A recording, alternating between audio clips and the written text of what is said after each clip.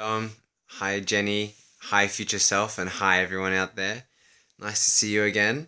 Welcome to day six, I think we're at. I'm gonna have to double check that, but yeah, day six, I'm pretty sure we're at. We started on Sunday night, so um, this is the accountability video for tonight, and as you can see, we're still in my room. I'm gonna have to create some more interesting locations for these videos, or at least um, create some uh, pictures on the walls, maybe of like spaceships or something, in order to help fuel my dreams. Anyway, on to the point. So, what did we listen to today? We listened to The Five Swings by John Maxwell, cool guy.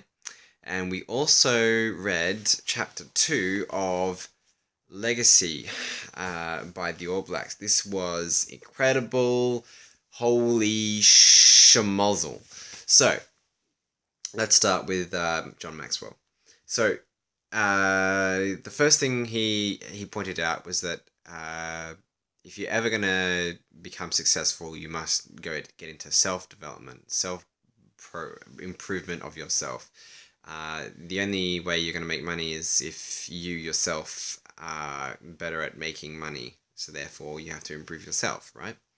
So he talks about the idea that if you improve yourself, you yourself will become financially free. You will become successful personally. However, he also talks about the concept of helping others. If you can make other people successful, if you can make other people appreciate the dreams that they have for themselves and help them achieve that, then you have a compounding effect. And as we well know, compounding effects are what we call exponential. And that means that at the start they have a very small effect. But after a while, they start taking huge bounds, and there comes a point where within 2 or 3 doublings of or compounds, you go from simply being a small domino to being, well, is it 36 dominoes of compounding that goes from a single domino to being the distance between the Earth and the Moon, which, just so you know, is about 300,000 miles, I think, or maybe even bigger than that, maybe 300, like, and 50,000 miles or something, which is equivalent to like a 3-day drive in your car constantly at about 100 miles an hour for 200, like for 24 hours a day. Anyway, point of the matter, getting back to it. Uh, so, uh, so the so he talks about the importance of helping to improve and basically the compounding effect of improving other people. He then talked about 3 of his 15 laws. The first one was the law of intentionality. If you want to become a successful person, it doesn't happen by accident. You're not just like, oh, rolling along and all of a sudden, hey, the lottery shows up and bam, you're successful. No, it doesn't work like that.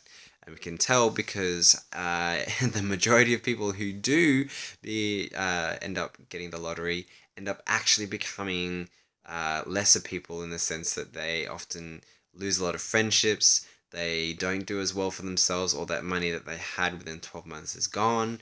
And the life that they thought they might live is completely destroyed, and therefore they have to go back to the rebuilding phase, they go back through the survival phase, and a lot of people don't recover from the fear and the shock of that.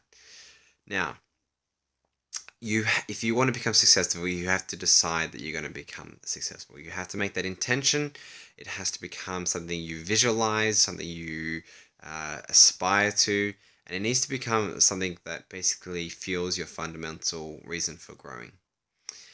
He then talked about a second law called the law of consistency, and he said that this law, first you have to intend to become successful, but the law of consistency is when the road meets the rubber, or the rubber meets the road, I should say. Have any rubber roads out there?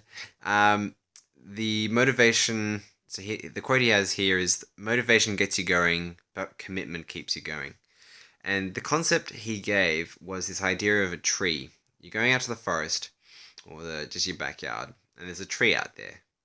If you take an axe to that tree and you cut it 5 times, just once, yeah, whack, whack, whack, whack, whack, 5 times.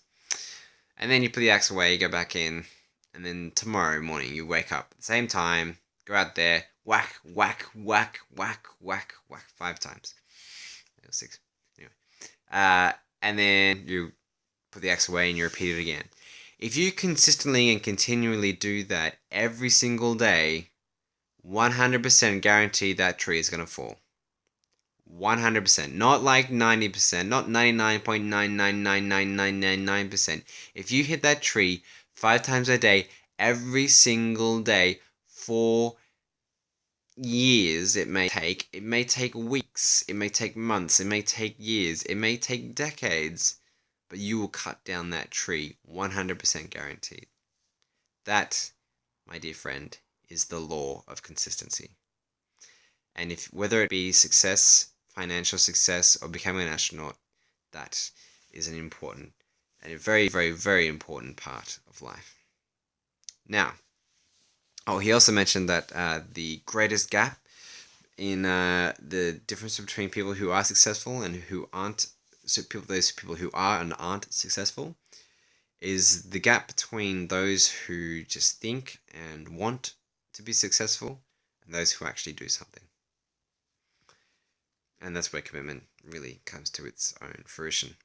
Now, the last thing he had to talk about, and he only talked about it briefly, was the third law, which is the law of the mirror. And the idea is that for you to add value to yourself, you must first see value in yourself to begin with. So the best way he described it was, there's a number on your forehead. Let's write 4. 4 on your forehead. And that number is the number you see at yourself when you look in the mirror. If we go to a mirror, don't have one in here, but if we did, and we'd look in that mirror, we would see that our reflection, we would see what we think a number is in terms of how good we are, how happy we are, how confident we feel, how good looking we look, all that vanity stuff. And then it would also go deeper than that, obviously. And then the idea is, if you want to add value to that, so if you want to go from a 4 to a 5, then that is something you can do, but you can only do that if you already know that you're at a 4 and that you're going to work towards becoming a 5.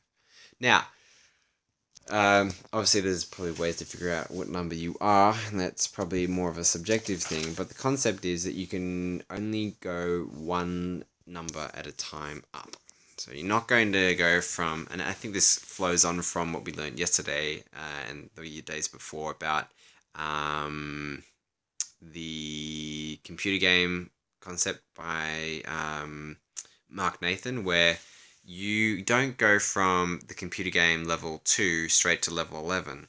In order to get to level 11, you need to go through level 3, 4, 5, 6, 7, 8, 9, 10 to get for it to 11, right? The same concept applies for looking in the mirror. If you want to become someone who's more successful, it's going to take one step at a time, one level at a time. And only when you begin to achieve that does it really start to hit home. So, how you see you is very important. And he also mentioned the idea of learning to laugh at yourself every now and then, because everyone else already is. You shouldn't take life too seriously, because to be quite honest, life isn't all that serious, and it really doesn't really care all that much. So, but we care, so that means something. Now, on to the All Black Book Legacy. We'll make that nice and quick. So, we read chapter 2, which is all about adaptability. And the big concept that I had for adaptability was this idea that, and Tai Lopez also mentions this in a lot of his videos, the storm is coming.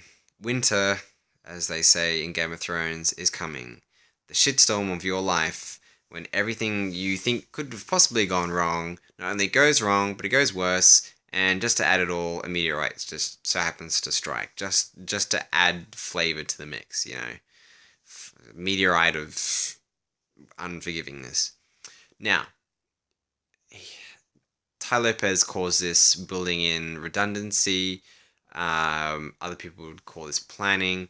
But when you're at your absolute worst, you need to realize that you have to plan your way back out of it. So the All Blacks had this game back in South Africa where they lost against the Springbok, something ridiculous like 40-20 or something. And on top of that, they came last in the Tri Nations, which is like the first time they've ever come last in that series. So, what happened? What made the difference so that then 12 months later, or however many months later it was, they then became the world champions at the World Cup? What was the difference? So the big difference came from basically four main principles, and they were these principles of, or four, what we call four pillars of growth. And I'll just kind of refresh them.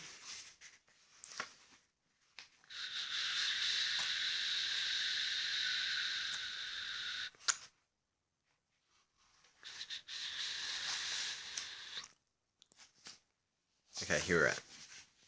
So, the first one is a case for change. You have to have a reason why you're going to change to begin with. For the All Blacks, it was that they had maybe the worst possible game.